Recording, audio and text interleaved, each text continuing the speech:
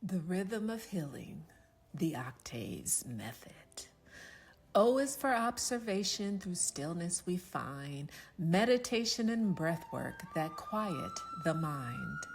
In silence we listen, the answers are clear, awareness emerges, dissolving the fear.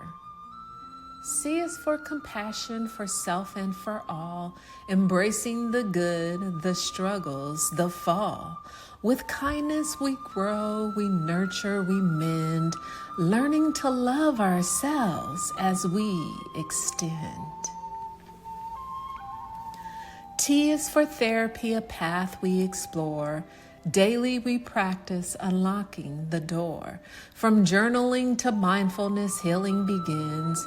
Each step is a victory as peace settles in. A is for animals and laughter so bright, like children at a play, their joy taking flight. With playfulness and movement, we rediscover the way to heal through the fun that we often delay. V is for victuals, nourishing and pure, detoxifying the body and keeping us sure. We choose what we eat with intention and grace, fueling our journey at our own pace. E is for exercise, where movement is free. We stretch and we bend in sweet harmony. Flexibility grows with choices we make. In strength and in stillness, our bodies awake. S is for socialize, where self-growth begins. Others reflect our triggers and the places within. Through relationships, our true selves we find, growing and healing with each tie that binds. The octaves method, where all behavior makes sense. We just need to find the sense it presents. We just need to find the sense it presents. We just need to find the sense it presents.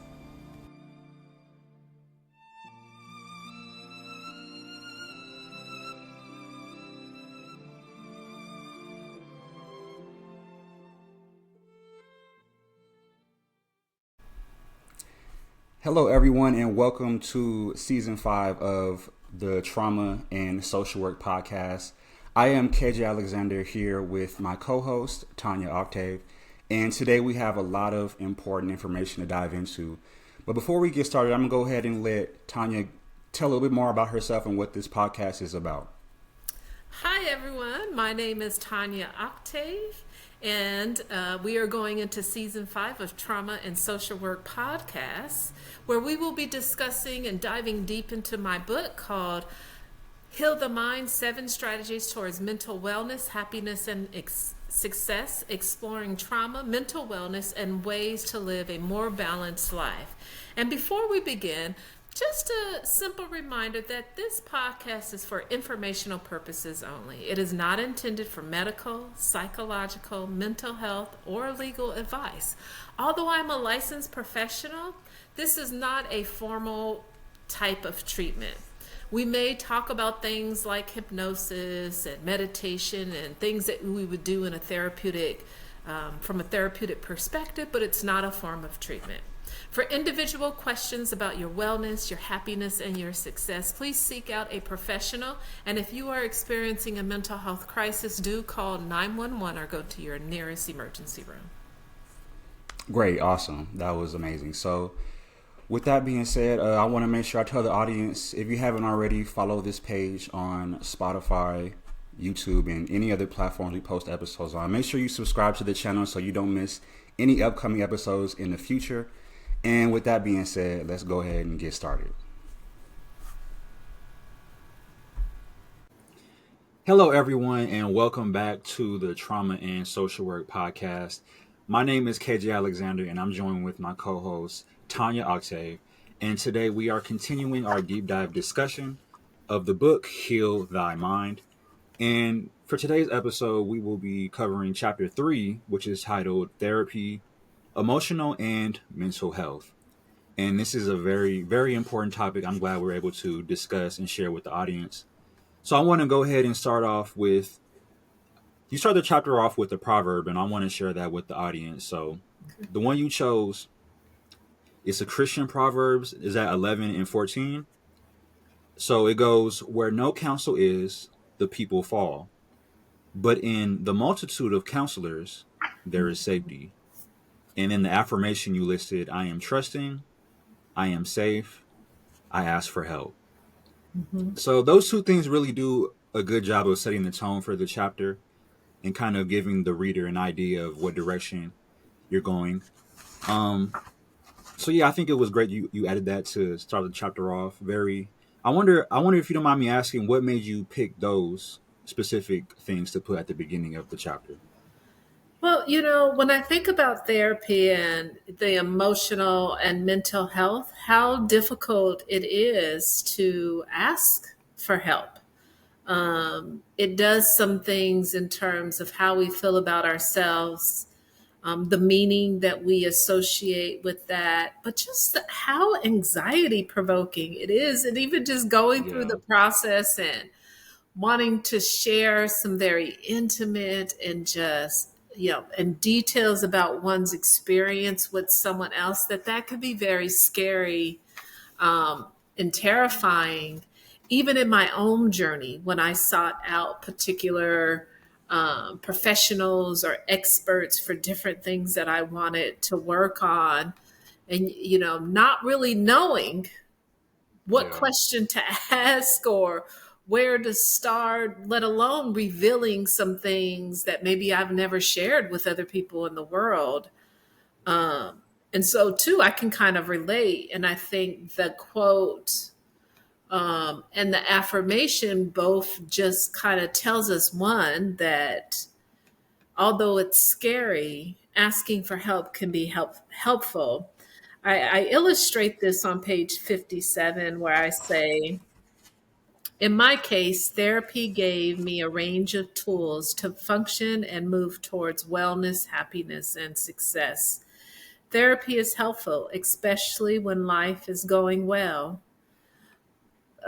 And that's one of the misperceptions or misconceptions, is that, well, I'm not psychotic, I'm not schizophrenic, I don't really have that much depression yeah, or that much trauma, that I don't need help in terms of that type of help. Like, I'm not that sick.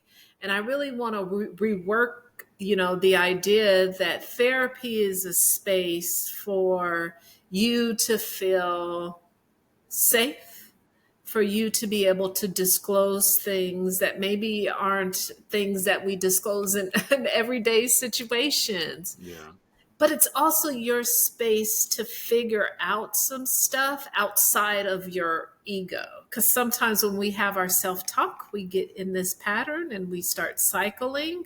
But to have like that professional person that can kind of come in and say, what you're saying is that you want healthy relationships, but I see this pattern in terms of the choices that you're making with relationships. Like, help me understand, help me make sense of that. And that sometimes will help the person to go deeper into really getting into some of the core issues. mm, Um, so as it continues, it says, we don't get distracted by daily struggles, and we can focus on the deeper understanding of our thoughts, behaviors, feelings, reactions, and purpose. And so I'm a big advocate that when things are going well, that therapy is the space to kind of even go deeper. When okay, things are not going well and there's a lot of pain and a lot of suffering the person is experiencing, therapy is helpful, but maybe there's a different type of therapy benefit. Right now, we're dealing with crisis stuff and we need to overcome the crisis stuff. And so that's how it can be helpful. When life is going well and there isn't this crisis stuff going on, therapy is helpful because it allows you to get to the deeper stuff. This is when we do the inner child work. This is when we start exploring, how do we want to show up now for the later years in our lives, right? Like, what choices are we making now, so that therapy has a space for both when we're at that moment in life. And that therapy can help you dive deeper into your true, authentic self. It can help you become aware of patterns and discover new ways of coping with life struggles, stimulating, this wellness and this hope that we sometimes can embody along that journey. Mm, excellent. Yeah, that's very interesting. I think that's so powerful that you were able to take what you learned in your life experiences and be able to implement that into your own practice and get some amazing results. So I wanted to ask you, hopefully this can help the audience kind of understand for your own individual approach, how do you tailor your therapy approach to fit individual needs? Because everyone is different, people have different needs. So how do you go about trying to figure out how to tailor your approach to fit the individuals, if you don't mind sharing? Well, a part of that is going to be the assessment. And the assessment probably begins by when you're searching out someone you think you may want to work with. And maybe you follow them for a while on social media or listening to their YouTubes or whatever platform, going to their website to see whether or not this might be a person who can help you get you to achieving the goals that you desire out of this life. And so when you are kind of going through that process, there's an assessment that goes on. And so one of Okay. the things that I like to consider is when someone's working with me is that there is an assessment, but it's not just at the beginning. Like the assessment is ongoing throughout the entire process of treatment. But there are things to consider like cultural backgrounds, belief systems, your personal history, your personal recall of your history, and how you're perceiving things, how your mind is operating, the beautiful things in your mind that are manifesting and coming out, any type of trauma that maybe you've experienced, how you communicate that, the style of communication, the inferences that are made, how you learn, how you take in information, anything that may be emotionally triggering for you. So I really kind of take a client centered approach, but I see it as a partnership. And so when you're thinking about therapy and trying to find maybe someone to work with someone, maybe it's not about that phone call or that first person, that first time that you're meeting that person, but how do you feel over time and how that relationship, that partnership can develop. But keeping in mind, the partnership is that there are agreed upon goals, and the goals are you working towards the better expression of yourself. It's not a partnership in terms of the clinician or the professional working on their stuff in the therapeutic process. So there's Okay. definitely a clear kind of understanding of what that partnership looks like. And that there's a constant evaluation. How do you feel things are progressing in your life? Are you using some of the tools to test your progress? Are you making adjustments? Are you kind of just feeling that you're stuck in a moment? And sometimes being stuck, we need moments for that in order to push us, in order for the anxiety to build up a little bit in the body to push us towards something like that. And maybe you are at a space where you want to try different things. And so learning about what different modalities may do for you. For example, cognitive behavioral techniques. If you're working because maybe there's negative self-talk, or you might be struggling a little bit more with like a depressed affect. So maybe you're looking for someone who might kind of emphasize more cognitive behavioral techniques. Maybe you're looking at ways to calm the mind.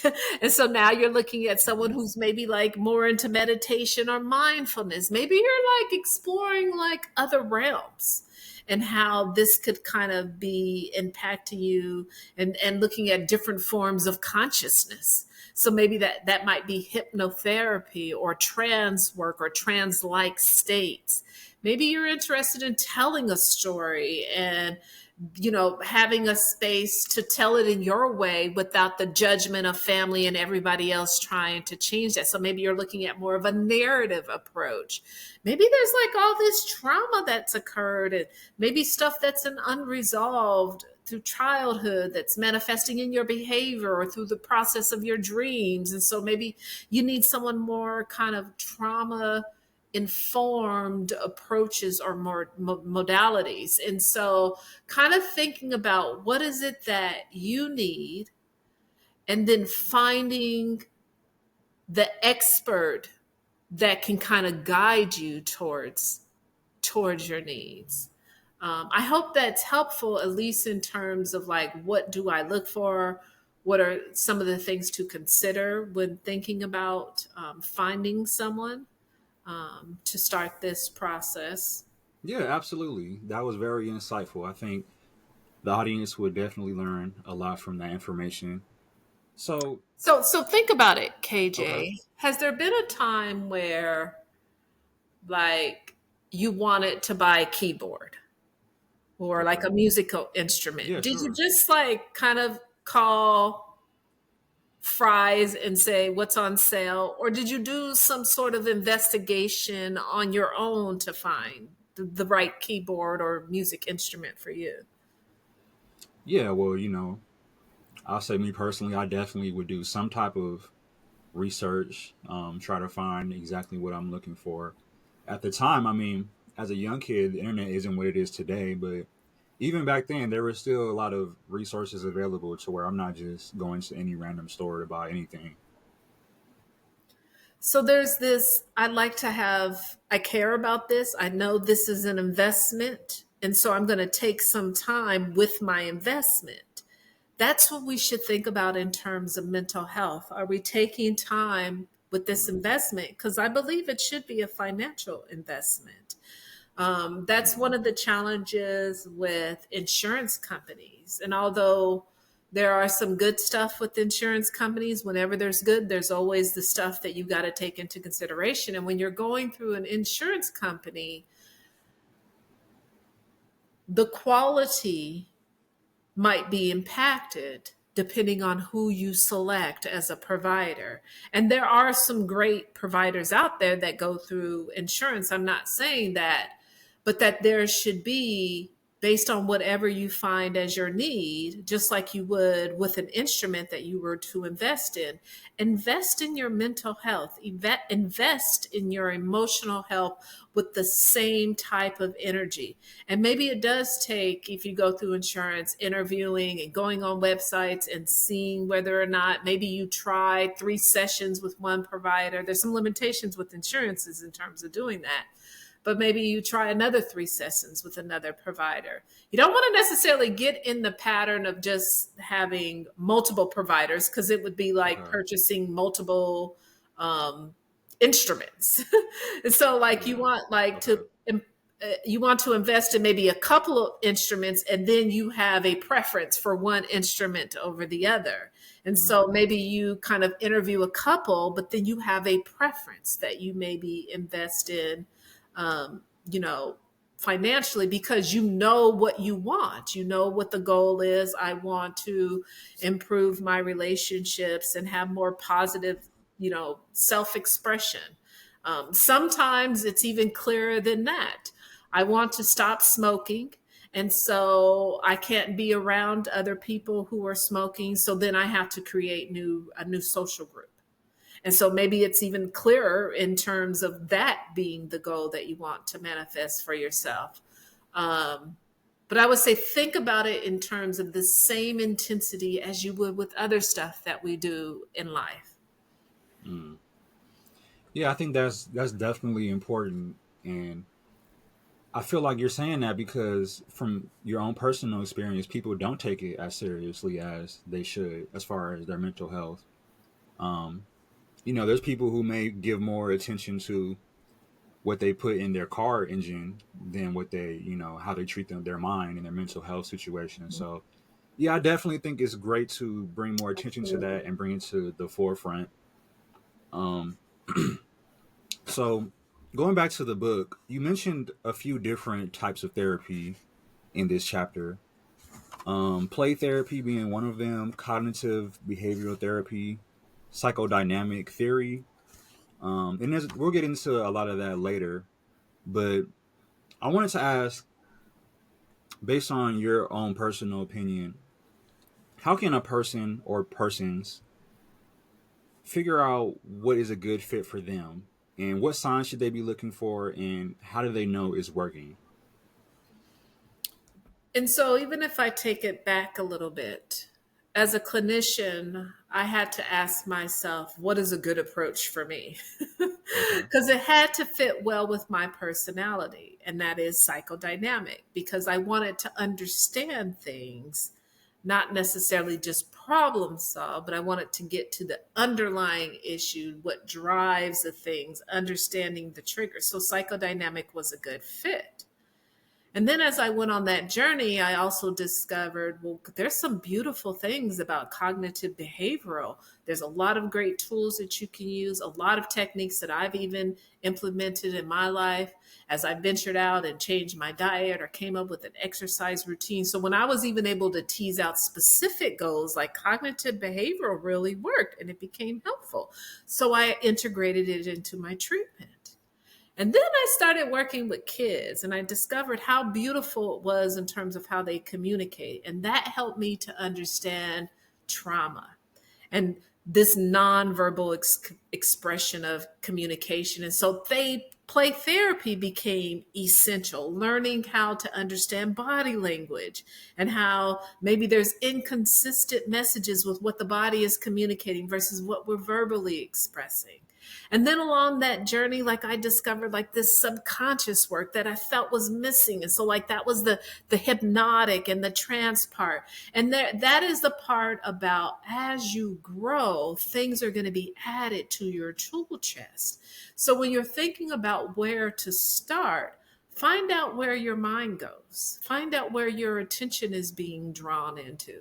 If you want to understand more about where your behavior is in the whys, if you have a lot of whys coming up for you, psychodynamic may be your approach. But that's not the approach for everyone at any particular time.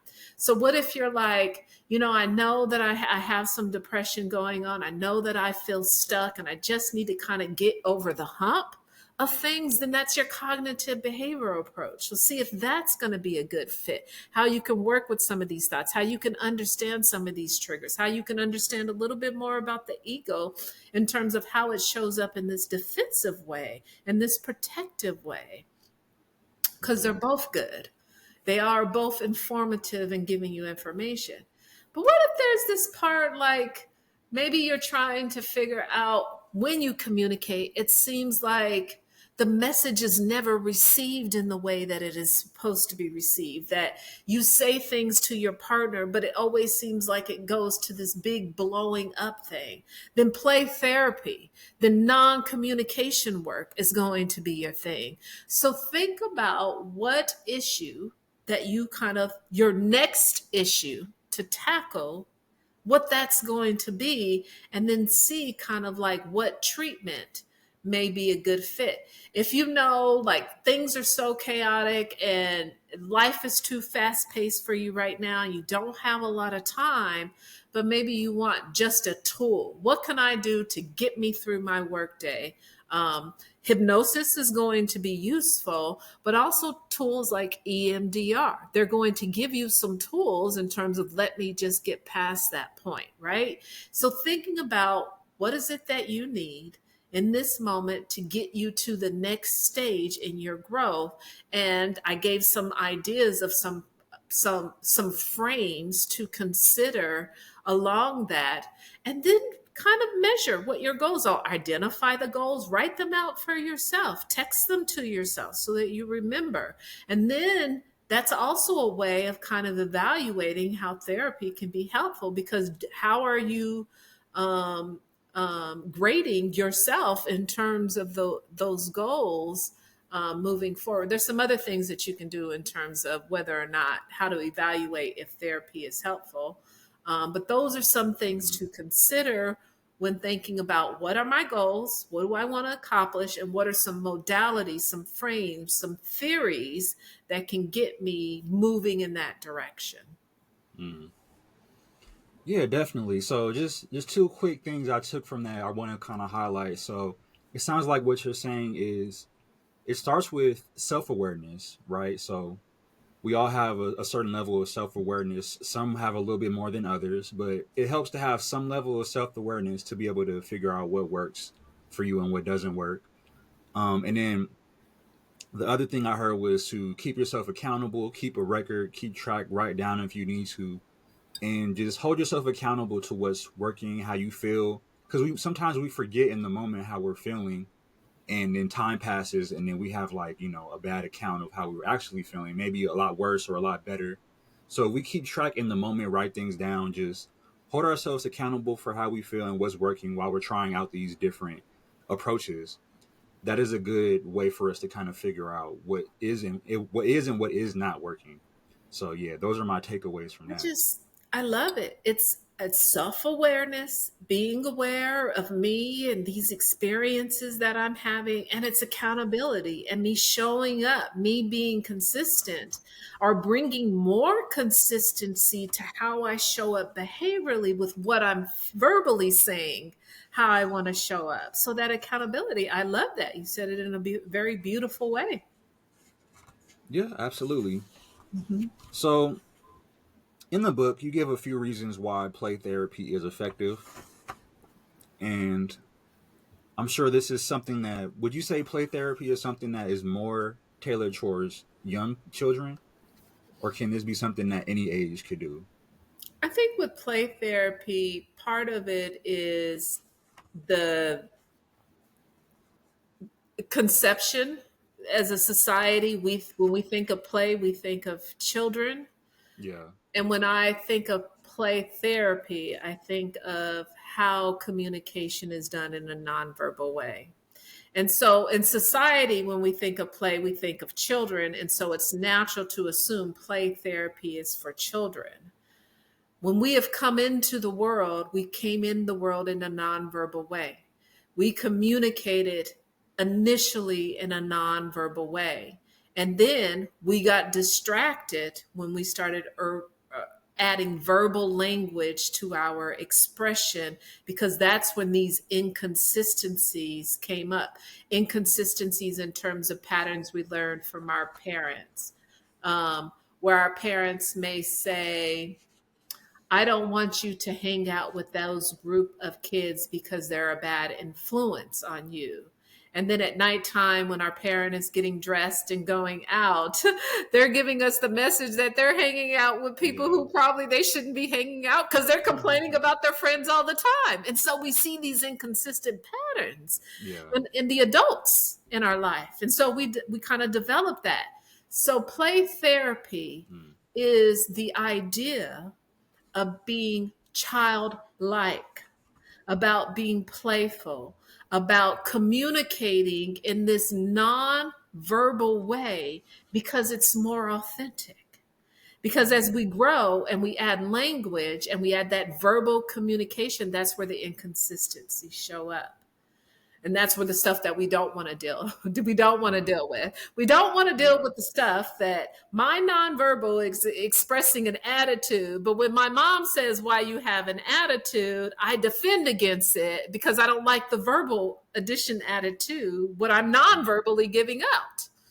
Okay. So when we think of play therapy, if we could kind of add that type of expansiveness to the dialogue, that it is beyond the child image of being playful, and it is expanding the idea of how critical nonverbal communication, how authentic nonverbal communication can be, how informative, how true that when we communicate in these nonverbal ways, if we can understand that those patterns within us, that it can give us a lot of very insightful information. And so play therapy does that.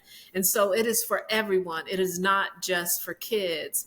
Kids will light up when I used to do sand play when people would come into the office, and kids could kind of have these little different things, and so they could get little miniature people and Yeah. other miniature things like cigarettes and drugs and Right. alcohol. And they can talk about going to the beach with their family and having fun and eating cake and ice cream and everyone drinking beer. And then now, as an adult, they wonder why it is so difficult as an adult to give up alcohol, or why it's so difficult as an adult to want to have healthy eating habits.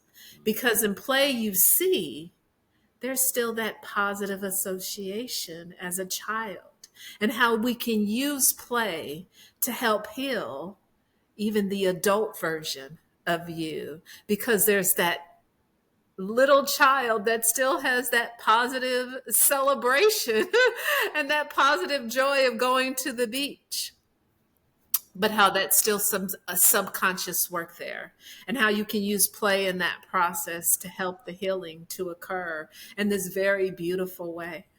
I feel like I'm getting into my hypnotic voice, and I hate kind of trying to do that because I'm like, this is like a video for listening. I don't want to get into the hypnotic voice, but this is like the therapy. When I start getting into that therapeutic mode, it just like in this magical way comes out because it's so beautiful. And Yeah. it's the beautiful part that I can see because I'm watching the nonverbal communication when the client gets that, when the patient just consumes that into the body, you can see the healing just happening. Yeah, no, And absolutely. oftentimes I get and they verbally let me know that they're also having that same experience in terms of their body. Yeah, for sure. And it sounds like from what I've heard so far, play therapy is more of it's a lot more different than traditional therapy. Whereas you may just be face to face with a person talking about your life or whatever the case. And it's more of a way for a person of any age to be able to not be so focused on the therapy itself and really focus on doing what they enjoy doing, maybe, and even doing some activities that are a lot less stressful than, because I'm assuming most people don't always necessarily want to talk about their deepest, darkest secrets of their life. And some people may not be as talkative when you first get to meet them. So it also probably helps you build that rapport with the person and helps them kind of be more comfortable around you. So I feel like that is a very good reason to use that mode of therapy. So part of what you're talking about is building a rapport and Yeah. how important it is to build that rapport. I talk about this in terms of the ego dancing. This is it. This is the building of rapport. And you talked about it in this very kind of flowing way, as if I'm saying hi, you're saying hi, we're sharing some stuff. But if we engage in some movement in the body, when I share some painful stuff, then maybe it's going to be a lot easier for me to verbally express because it is painful stuff. So, trauma is also stored in the body. Mm-hmm. And I think there's a lot of talk about that, but what does that really mean? So, this is what I think about. Because the time that I spend most in life at this stage in my life is really with my dog. It's usually me and Okay. Mona, and we do a lot of things. We pretty much do everything together. And so when I watch her, she'll brush against a tree or a bush, and she'll Right. like kind of like scratch her fur or whatever. And then when she's done, she gets it out of the body. She shakes it out, and you can see little dandruffs and hairs and stuff that's not stuck to her gets dissipated, gets turned into dust, falls, removes it from the body. And I think about trauma like that. So, what if we take in trauma and it's stored in the body? What are we going to shake and get it all out? Sometimes when you're talking about trauma and it's so painful, it's so difficult to get past the verbal emitting, the verbal expression of it, that we need things to do in the body. That could be knitting, that could be playing video games, that can be whatever it is for that individual to help process, like it does when a dog just shakes it and gets it all out. And so, movement of the body is so important when talking and integrating trauma into that experience. There's a body of research on it. There's something called trauma sensitive yoga, where we are moving our body, where we are giving freedom to the body to be able to express it. It does a lot more than, and I'm not doing trauma sensitive yoga as much justice as it does deserve. But one thing that it does is it adds to the getting it out of the body, and it frees the mind to give you authority over your body. So it gives you the choice to say, what is it like when I move my hands up like that? Or if I bring them forward, and what is it like to even take a breath in this moment and to release it? Like, what is it to just tease out that inner experience? So that's what you talked about. I just added some theory and some research behind it because that was Yeah. beautiful. Yeah, absolutely. And I think that's a good place for us to stop for today's episode. Next episode, we'll continue this discussion and get into cognitive behavioral therapy. But is there anything you wanted to leave the audience with before we close out? I think that getting into therapy, trying it, the first therapist may not be the one for you, not giving up on the process, making an investment is what needs to be considered. If we get a free oil change, we're not gonna we're gonna feel some way about it. If we pay a little bit for the oil change, maybe we'll feel differently about it. I'm not sure what that means that I just said, but if it means something to you, then that's the helpful part of it. I do Yeah. want to end with something I call just a little umph. And I like to say, because I felt like I will probably get in my little kind of voice. And so if you are driving, this isn't a space for you to be driving. This is a space to listen to maybe when you're settled on your couch at home. So if you need to hit pause or stop and come back to this, I think that would be what is preferred. So, and maybe even for you, KJ, as you stand there, take a few deep breaths in, connecting to the body. And as you exhale, allow yourself to settle into the moment right now. You are exactly where you need to be. And with each and every inhale breath, invite a moment of curiosity, openness, quiet readiness to explore what is possible for you. Imagine for a moment standing at the threshold of something transformative, something that is just for you, a space where your thoughts, your emotions, your journey are honored and understood. Therapy is that space, a safe place for you to grow and to heal, to unravel what has been, created what will be. Now, maybe imagine or picture yourself searching for the right clinician, the right guide, someone who listens to you deeply, someone who sees you,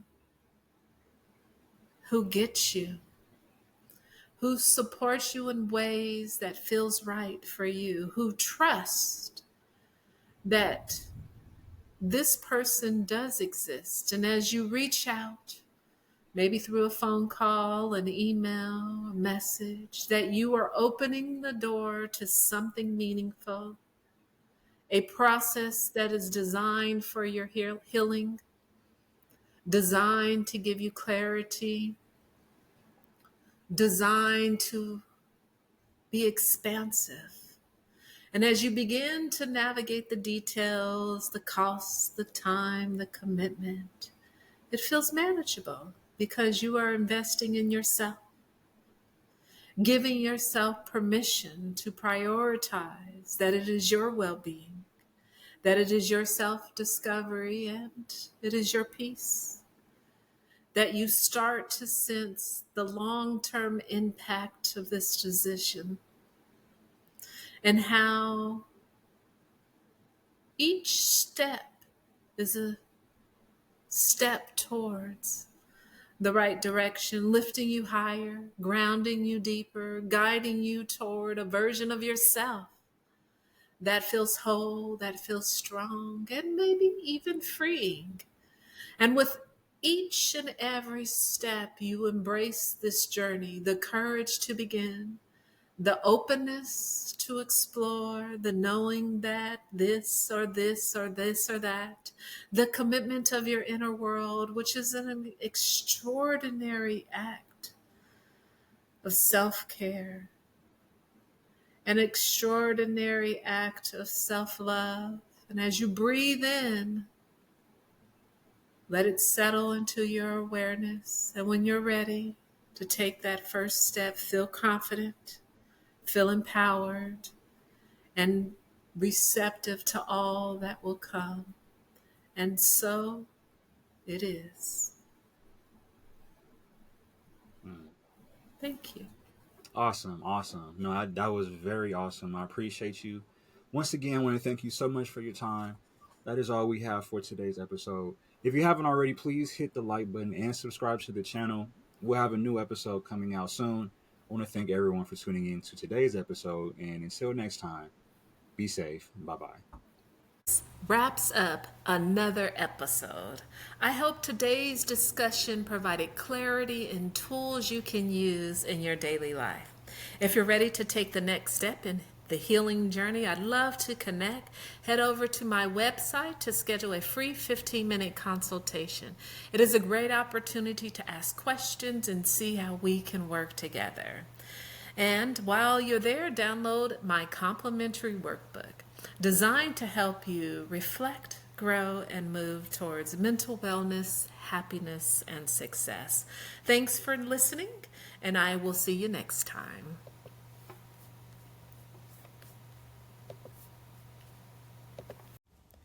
The rhythm of healing, the octaves method. O is for observation, through stillness we find meditation and breath work that quiet the mind. In silence we listen, the answers are clear, awareness emerges, dissolving the fear. C is for compassion, for self and for all, embracing the good, the struggles, the fall. With kindness we grow, we nurture, we mend, learning to love ourselves as we extend. T is for therapy, a path we explore. Daily we practice unlocking the door. From journaling to mindfulness, healing begins. Each step is a victory as peace settles in. A is for animals and laughter so bright, like children at play, their joy taking flight. With playfulness and movement, we rediscover the way to heal through the fun that we often delay. V is for victuals, nourishing and pure, detoxifying the body and keeping us sure. We choose what we eat with intention and grace, fueling our journey at our own pace. E is for exercise, where movement is free. We stretch and we bend in sweet harmony. Flexibility grows with choices we make. In strength and in stillness, our bodies awake. S is for socialize, where self-growth begins. Others reflect our triggers and the places within. Through relationships, our true selves we find, growing and healing with each tie that binds. The octaves method, where all behavior makes sense. We just need to find the sense it presents. We just need to find the sense it presents. We just need to find the sense it presents.